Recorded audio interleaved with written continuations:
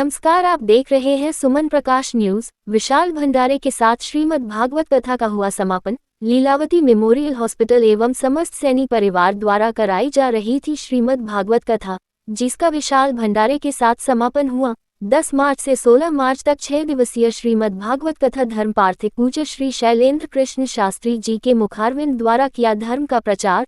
Doctor Virendra Saini ने बताया कि यह 6 दिवसीय श्रीमद् भागवत कथा पूरे सैनी परिवार द्वारा कराई जा रही थी और कथा के माध्यम से सभी ग्रामवासी प्रभु की भक्ति में लीन रहे और कथा सुनने के लिए माताएं बहनें और भक्तगण दूर दूर से कथा सुनने लिए आए। कथा समापन होने के बाद कथा व्यास शैलेंद्र कृष्ण शास्त्री ने कथा सुनाने आए श्रद्धालुओं से निवेदन किया कि अयोध्या में श्री राम लाला विराजमान हो गए हैं, कृपया एक बार दर्शन करने जरूर जाएं। काफी वर्षों का यह इंतजार रहा था, आखिर प्रभु इतने सालों के वनवास के बाद अपने घर लौट आए, इसलिए आप एक बार दर्शन करने अवश्य जाएं। और सरकार से अपील भी की, जैसे अयोध्या में भगवान श्री राम जी का भव्य मंदिर बनवाया है, वैसे ही मथुरा में भगवान श्री कृष्ण का मंदिर का भी निर्माण हो जाना चाहिए।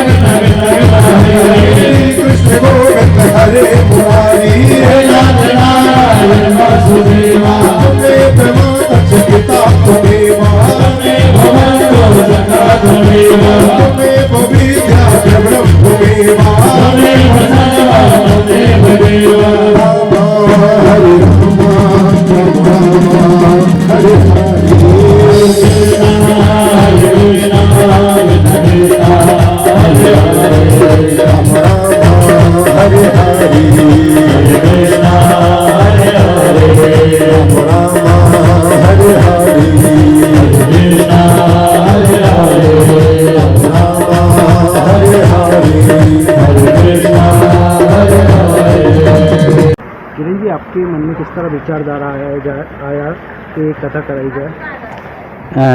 मैं doctor Virendra Saini Lilavati memorial hospital का डायरेक्टर हूँ।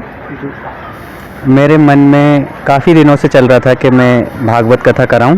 मैंने मकान के इनॉग्रेशन पे ही बोल दिया था कि मैं भागवत कथा करवाऊंगा। गुरुजी से मैं पहले से ही जुड़ा हूँ और मैं भागवत कथा करवाना चाहता था, पर संयोग नहीं लग रहा था। ईश्वर की कृपा जब होती है तभी ऐसा बड़ा आयोजन हो पाता है। तो अभी कुछ दिन पहले ही मैं मन में विचार आया कि मुझे भागवत कथा करानी है। मैंने गुरुजी से समय लिया। इसी बीच में मैंने लीलावती मेमोरियल अस्पताल में डॉक्टर राहुल जैन के सहयोग से और डॉक्टर अवधेश खरे के सहयोग से साथ में मिलकर के हृदय यूनिट, हार्ट कार्डियोलॉजी यूनिट का शुभारंभ किया है। और इसी विशेष उपलक्ष्य पे मेरे मन में विचार आया कि मैं क्यों ना इस यूनिट के साथ ही भागवत कथा भी करवाऊँ। बस मेरा मन जितनी संख्या यहाँ देखी गई होती है वो कहीं नहीं देखी है। ऐसा देखा गया है, जिस पे कृपा प्रभु की उस पे सब कुछ सही होता है। तो मैंने अपनी करनी में जो भी अच्छे से अच्छा किया और पूरी जगदीशपुर, इस्लाम नगर और इमलिया और खामखेड़ा और चारों तरफ की जनता उमड़ गई और मुझे ऊपर वाले पे भरोसा था, मेरे बांके बिहारी पे, और उन्हीं ने इतना भव्य आयोजन करवाया और हमने हर आयोजन बहुत अच्छे से किया। यहाँ तो 501 कलश यात्रा निकाली गई। ये सब बांके बिहारी की कृपा है, भगवान ने सब कुछ अच्छा किया। 500 नहीं 1000 भी अगर हमारे पास कलश होते तो कम पड़ जाते। उदयपुर सैनी परिवार द्वारा 7 दिवसीय आप कथा ही सुनाई जा रही है। श्रीमद् भागवत महापुराण का ये पवित्र आयोजन होली महापर्व के पावन पक्ष में 10 मार्च से 16 मार्च पर्यंत भगवान बांके बिहारी की कृपा से आनंद संपन्न रहा। सत्य सनातन धर्मियों की जागृति के लिए, सनातन धर्म का उत्थान उद्धार के लिए एवं समस्त सनातन धर्म के भक्तों को सनातन से जोड़ने के लिए लीलावती हॉस्पिटल परिसर में मेरे बहुत प्रिय डॉक्टर श्री वीरेंद्र सैनी जी एवं समस्त सैनी परिवार के द्वारा ये पावन आयोजन हुआ। कथा के माध्यम से 7 दिनों तक जो भागवत की गंगा बही, इस संपूर्ण प्रवाहित गंगा का एक ही सार रहा कि हम समस्त सनातनी भगवान के श्री चरण से जुड़ करके और अपने सनातन धर्म का प्रचार करें। यदि सनातन जागृत होगा तो प्रत्येक सनातनी सिद्ध होगा, और यदि सनातनी सिद्ध हो गया तो वह भारत देश विश्वगुरु बनेगा। इस 7 दिन में इतने आयोजन हुए हैं कि जिन आयोजनों को यदि उंगलियों पर गिनना चाहिए तो कम पड़ जाएगा, यदि काफी के पेज पर लिखना चाहिए तो कम पड़ जाएगा। एक बहुत मोटा और बहुत बड़ा रजिस्टर चाहिए पड़ेगा। प्रातःकाल प्रथम दिवस श्रीमद् भागवत कथा की विशाल कलश यात्रा थी, जिसके आप साक्षी थे, और कम से कम 3-4 हजार भक्त अपने सिर के ऊपर कलश धारण करके और भगवान श्री बांके बिहारी जी को आगे करके कलश यात्रा को संपन्न कर रहे थे। तो पहले दिन कलश यात्रा के साथ में श्रीमद् भागवत कथा का वाचन हुआ, और भागवत कथा का जब वाचन हुआ तो पहले दिन भागवत की महिमा को बताया गया कि भागवत क्या है। न पोथी भागवत है, न पुस्तक भागवत है, न किताब भागवत है, न शास्त्र भागवत है, अपितु साक्षात कृष्ण श्रीमद् भागवत है। जिनके घर में श्रीमद् भागवत कथा हो जाती है उनके घर में साक्षात भगवान श्री कृष्ण का पदार्पण हो जाता है। हमेशा एक बात कहा करता हूँ, जैसे काजल में से काजल की कालिमा को कोई हटा नहीं सकता है, जैसे मिश्री में से मिश्री के स्वाद को कोई हटा नहीं सकता है, उसी प्रकार से भागवत में से भगवान कृष्ण को कोई हटा नहीं सकता है। दूसरे दिन श्रीमद् भागवत के हम लोगों ने धुंधकारी मोक्ष गौकर उपाख्यान की पावन कथा को सुना, जिस कथा के माध्यम से हम प्रत्येक सनातनी ने एक शिक्षा ली कि जीवन में जिन माता पिता ने जन्म दिया है, जिन माता पिता ने पाल पोस करके बड़ा किया है, उन माता पिता की सेवा करते रहना। क्योंकि उस भगवान को तो हम लोगों ने नहीं देखा कि वो लाल है कि पीला है कि छोटा है कि मोटा है, पतला है कि गोल है, लेकिन भगवान को भी किस रूप में हम लोगों ने देखा तो अपने माता पिता के रूप में देखा है। माता पिता को दुत्कारोगे, माता पिता को परेशान करोगे, माता पिता का अपमान करोगे तो धुंधकारी के जैसे महाप्रेत बनना पड़ेगा। अतः प्रेत योनि से बचने के लिए, वैकुंठ प्राप्ति के लिए, सदगति के लिए हमें अपने जन्म देने वाले माता पिता का पूजन करना चाहिए, क्योंकि धरती के असली परमात्मा हमारे माता पिता हैं। तीसरे दिन की भागवत कथा में हम लोगों ने भगवान के 24 अवतारों का वर्णन श्रवण किया, और राजा परीक्षित जो धर्मात्मा थे, उन धर्मात्मा राजा परीक्षित की बुद्धि में कलयुग प्रवेश कर गया तो उन्होंने एक महात्मा का अपराध कर दिया। मैं हमेशा प्रत्येक सनातनी से निवेदन करना चाहता हूँ कि संतों का, महापुरुषों का, गुरुजनों का, ब्राह्मण देवताओं का, गौ माताओं का कभी अपराध ना हो जाए, नहीं तो छोटे से अपराध से जीवन नहीं कई पीढ़ियाँ बीत जाती हैं हमें कष्ट में रहते रहते।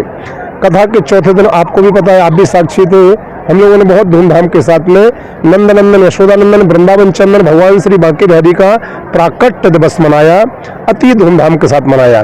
श्रीमद् भागवत कथा के 5वें दिवस पर हम लोगों ने बाल कृष्ण प्रभु की बाल लीलाओं को श्रवण करते हुए, और उन बाल लीलाओं में हम जैसे माखन चोरी लीला हो गई, जैसे गौचारण की लीला हो गई, जैसे वृंदावन धाम की पावन कुंजों की लीला हो गई, और हम लोगों ने 5वें दिन भगवान श्री गोवर्धन भगवान का पूजन किया। श्री गोवर्धन पूजन को हमारे आयोजक परिवार के द्वारा 56 भोग का प्रसाद लगा और समस्त भक्तों को 56 भोग प्रसाद बांटा गया। कथा के 6वें दिवस हम लोगों ने भगवान के दिव्य महाराज को एवं कंस वध को, जैसे भगवान श्री कृष्ण जी ने 11 वर्ष 55 दिन की उम्र में आतंकवादी पापाचारी कंस को मारा, कंस के मरते ही धरती माता से आतंकवाद का, अत्याचार का एक अध्याय हमेशा के लिए भगवान ने समाप्त कर दिया। और आज आप साक्षी है ही, कथा के 7वें दिन हम लोगों ने धूमधाम के साथ में श्रीमद् भागवत को सम्मान के साथ में विदा किया, जिस विदाई दिवस पर सुदामा चरित्र की पावन कथा को सुन करके हम लोग आज मंत्र मुग्ध हुए। करुणा का प्रसंग था, बहुत सारे भक्तों ने अपने अश्रु की धारा भी प्रवाहित करी। हमारी कथा के पहले दिन भी नम हो गई थी, कथा के दूसरे दिन भी नम हो गई थी, लेकिन आपने मेरे को सही कहा भैया, कथा का जिस दिन विश्राम होता है तो मुझे ये लगता है कि कल से क्या करूँगा, क्योंकि मेरी ज़िंदगी कथा के लिए है। मैं जिंदा हूँ तो केवल भगवान की कथा के लिए हूँ। कथा मेरा बिजनेस नहीं है, कथा मेरा व्यापार नहीं है। अभी तो हम भगवान की कथा सिर्फ इसलिए बोलते हैं कि हमारा जीवन सफल हो गए, और जिस धर्म के अंदर हमारा जन्म हुआ, जिसका नाम है सनातन, हम अपने सनातन धर्म का खूब प्रचार प्रसार कर सकें। तो आज कथा भगवान विश्राम हुई तो मुझे लगा कि जैसे बेटी की विदाई होती है ना, आज भागवत कथा की विदाई हुई, तो कल से क्या करूँगा। परसों से हम श्रीमद् भागवत कथा को बोल रहे हैं गिरिराज जी में, लेकिन कल का दिन बिना कथा का रहेगा, बस इसलिए मेरी आंखें नम हो जाती हैं, भावुक हो जाती हैं। हम आपके चैनल के माध्यम से, सुमन प्रकाश के माध्यम से यही कहना चाहेंगे भारत के प्रत्येक सनातनी से कि भगवान श्री रामचंद्र जी की कृपा से अयोध्या में भगवान श्री रामचंद्र जी विराजमान हो चुके हैं। भगवान श्री रामचंद्र जी की अयोध्या में पुनर्स्थापना हो चुकी है। प्रत्येक सनातनी अयोध्या में जाकर के भगवान श्री रामचंद्र जी का दर्शन करें। हमारे पूर्वज अयोध्या में भगवान रामचंद्र जी का दर्शन करने के लिए तरसते रहे, तड़पते रहे। उनकी आंखें हमेशा हमेशा के लिए बंद हो गई, लेकिन वो भगवान रामचंद्र जी का दर्शन नहीं कर पाए। हम लोग भाग्यशाली हैं कि यह सौभाग्य हम सबको मिला है कि भगवान श्री रामचंद्र जी स्थापित हुए हैं। तो प्रत्येक सनातनी अयोध्या में भगवान श्री रामचंद्र जी का दर्शन करें, और भगवान श्री रामचंद्र जी का जब दर्शन करें, भगवान श्री रामचंद्र जी को साष्टांग प्रणाम करके एक विनती जरूर करें प्रत्येक सनातनी कि हे भगवान श्री रामचंद्र जी, हे मर्यादा पुरुषोत्तम, जैसे आपने कृपा करी और अयोध्या में आप विराजमान हो गए अपनी जन्मभूमि पर, ऐसे ही जल्दी से जल्दी मथुरा में भगवान श्री कृष्णचंद्र जी भी अपनी जन्मभूमि पर विराजमान हो जाए भव्य रूप से। ऐसी आतताइयों के अत्याचार से भगवान श्री कृष्ण की जन्मभूमि पर मस्जिद बनी है, उस मस्जिद को जैसे 1992 में अयोध्या में बाबरी मस्जिद ढहाई गई थी, ऐसे कृष्ण प्रेमी जन बहुत जल्दी से मथुरा में बनी हुई मस्जिद को गिरा करके और भारत सरकार के द्वारा वहाँ पर एक बहुत भव्य मंदिर भगवान का बने और भगवान श्री कृष्णचंद्र जी विराजमान होने, ताकि हम लोग उन जंजीरों से मुक्त होने जो जंजीरें हम सबको बंधन में डाली हुई हैं। हम लोग उस दौर में अब जी रहे हैं। 21वीं सदी है।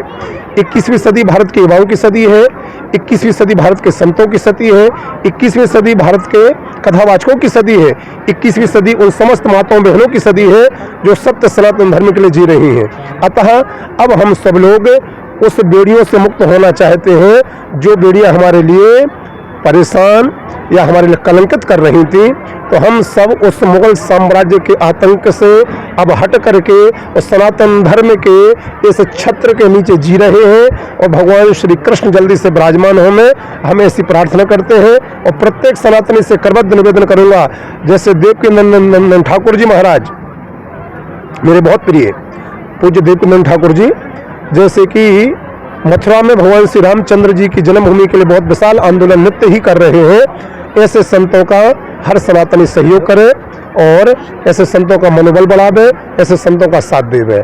जो भी सनातन धर्म का प्रचार प्रसार करे उनका आप सबको साथ देना चाहिए, ऐसा निवेदन है।